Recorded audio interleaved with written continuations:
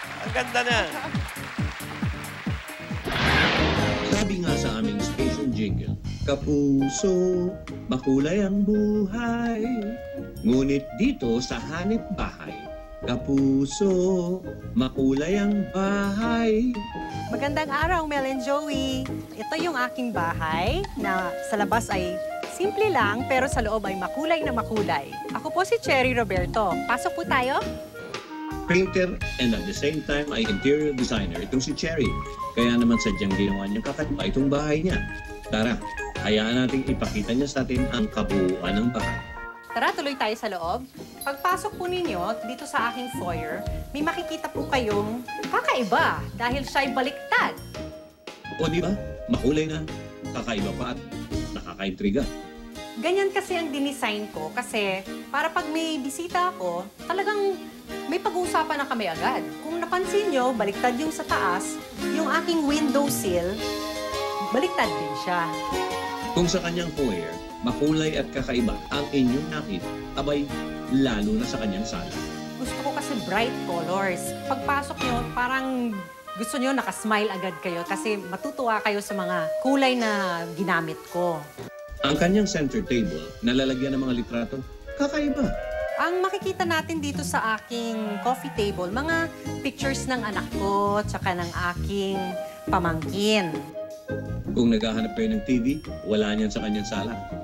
Matatagpuan niyan sa makulay niyang den sa likod ng isang makulay na sliding door paglampas ng sala.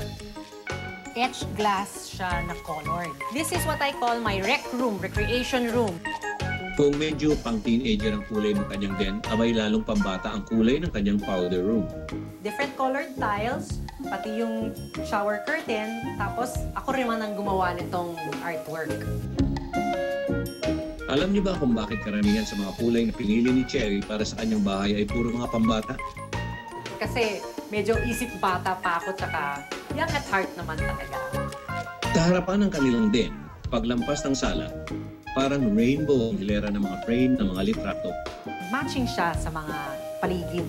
Pamilya ko yan. Tara naman sa kanyang dining kung saan meron pang isang nakakaintrigang pabulosong artwork na makulay pa rin. Ito yung aking original na work.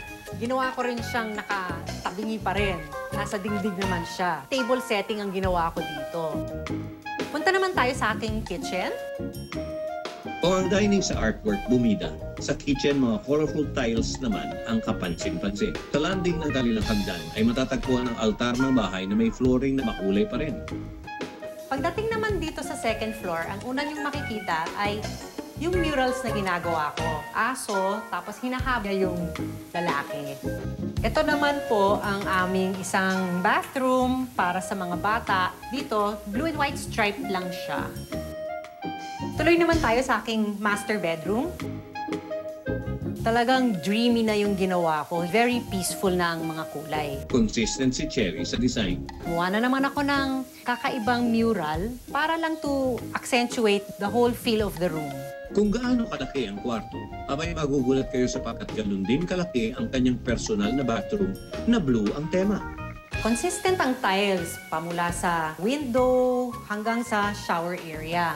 Tara naman sa third floor. Sa pagpanik mo dito ay kapansin-pansin ay mga makukulay na tiles sa hagdan. Umaakit ako, sabi ko parang corny naman. Nilagyan ko pa rin siya ng tiles na makulay. Kung sa ibang bahay ang study o ang office ng may-ari ay nasa ibaba, ibahin mo itong si Cherry. Sa tuktok ng bahay niya sinetap ito sapagkat meron itong napakagandang nire-reveal na tanawin na sadyang makulay. Galing dito sa bintanang ito, makikita niyo ang aking bedroom. Ang gandang tingnan, di ba? Hanep na bahay talaga. Sadyang naiba sapagkat makulay namang talaga. Mel and Joey's, maraming salamat sa inyong pagbisita sa aking bahay. Sana na-inspire kayo sa aking mga makukulay na design at kung type niyong gawin sa bahay niyo, why not, di ba? Salamat! Ang saya naman ng